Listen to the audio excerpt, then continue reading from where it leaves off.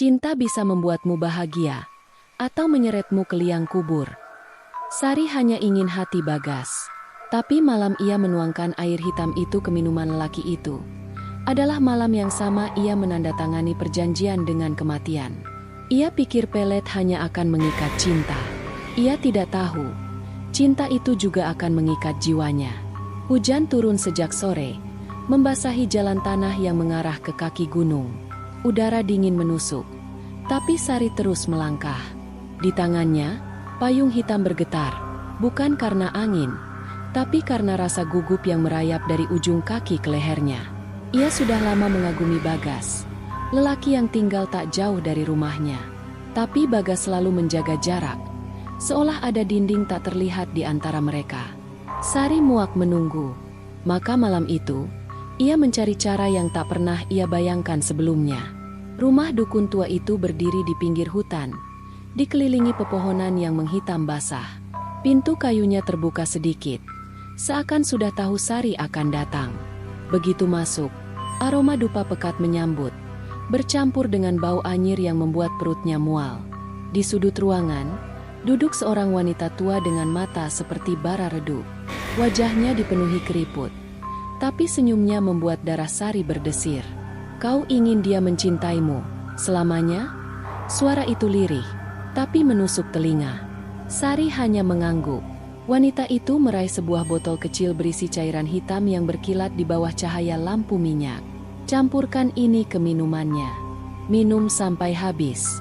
Lalu, apapun yang terjadi, jangan pernah tidur sendirian di malam ketujuh." Hati Sari ragu, tapi tangannya menerima botol itu. Entah kenapa, saat botol itu menyentuh kulitnya, ada sensasi dingin yang merayap ke tulang. Di luar, hujan masih mengguyur. Sari berjalan pulang dengan langkah cepat. Ia tak tahu, langkahnya malam itu telah menapaki jalan yang hanya akan berakhir pada satu hal, kematian. Hari pertama setelah Sari memberikan air hitam itu pada Bagas, segalanya tampak sempurna. Bagas yang biasanya dingin, kini duduk berlama-lama di warung tempat Sari bekerja. Ia tersenyum, menatapnya seakan tak ada orang lain di dunia ini. Namun, senyum itu terasa terlalu lama. Tatapannya tak berkedip, seolah ingin menelan wajah Sari.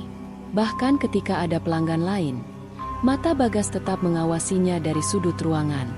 Malam kedua, Bagas berdiri di depan rumah Sari tanpa suara.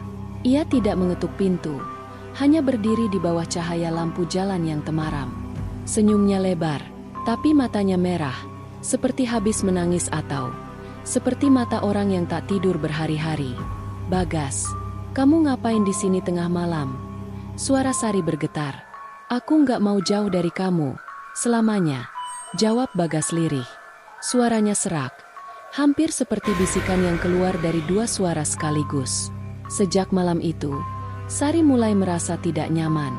Bagas selalu muncul di tempat-tempat yang bahkan tak pernah ia beritahu. Saat ia menutup warung, Bagas berdiri di depan pintu. Saat ia pulang dari pasar, Bagas sudah duduk di kursi teras rumah.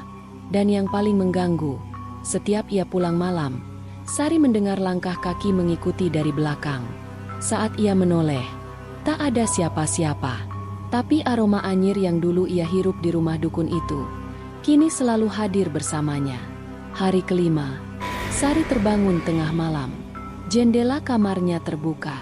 Di luar, Bagas berdiri, setengah tubuhnya tersembunyi di bayangan. Mulutnya tersenyum, tapi dari bibirnya menetes cairan hitam pekat yang sama persis dengan yang pernah ia berikan. Hujan turun deras malam itu, persis seperti malam saat Sari pertama kali mendatangi rumah dukun tua. Di kepalanya, peringatan itu terus terngiang. Jangan pernah tidur sendirian di malam ketujuh. Tapi sore tadi, Sari dan ibunya sempat bertengkar. Ibunya memutuskan menginap di rumah kerabat, meninggalkan Sari sendirian di rumah kecil itu. Ia mencoba mengabaikan rasa takut, menutup pintu rapat, dan mengunci semua jendela. Pukul 11 malam, listrik padam. Gelap total menyelimuti rumah. Dari luar, suara hujan diselingi ketukan pelan di dinding. Tok, tok, tok. Awalnya Sari mengira itu hanya ranting terbawa angin. Tapi ketukan itu berpindah dari dinding belakang ke pintu depan, lalu ke jendela kamarnya. Napaknya mulai cepat. Ia menarik selimut menutupi wajah, berharap semuanya berhenti.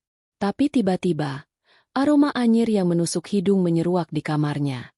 Sari tahu, Bagas ada di sini. Suara itu datang tepat di telinganya, lirih dan basah. Aku kan bilang, aku nggak mau jauh dari kamu, selamanya. Dengan gemetar, Sari menyingkap selimut.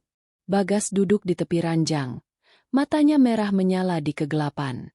Bibirnya menghitam, meneteskan cairan pekat ke spray. Dan saat Sari hendak berteriak, Bagas membungkuk, memeluknya erat, terlalu erat, hingga napasnya tercekat. Lalu, semuanya gelap. Keesokan paginya, rumah itu terkunci dari dalam. Tetangga menemukan Sari tergeletak di ranjang. Wajahnya membiru.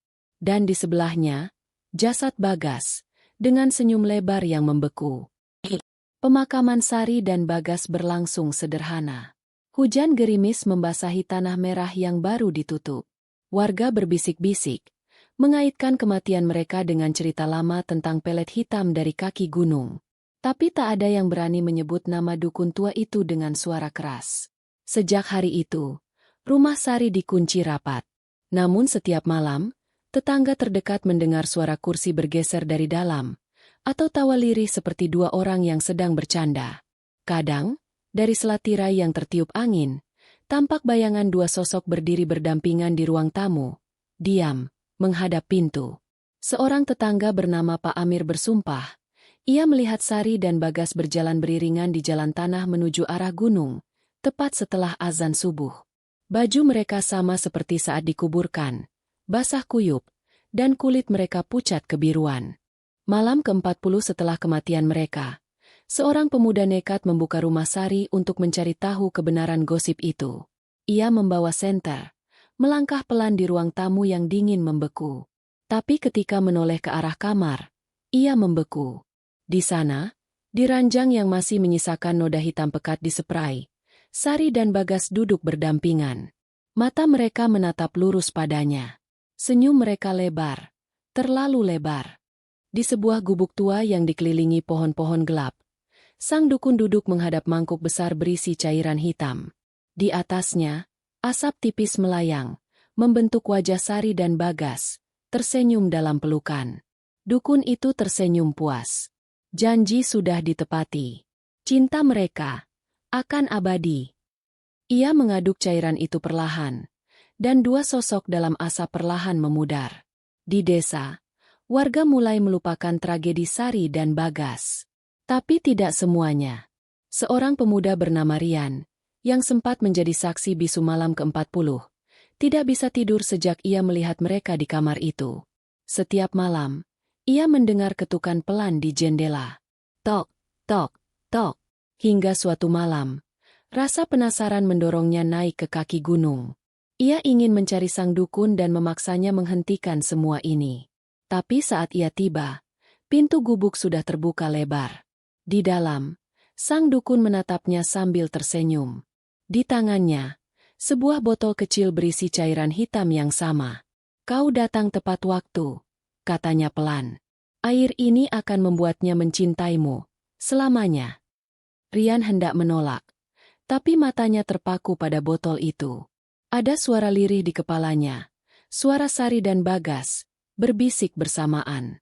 Kami tunggu, di sisi lain.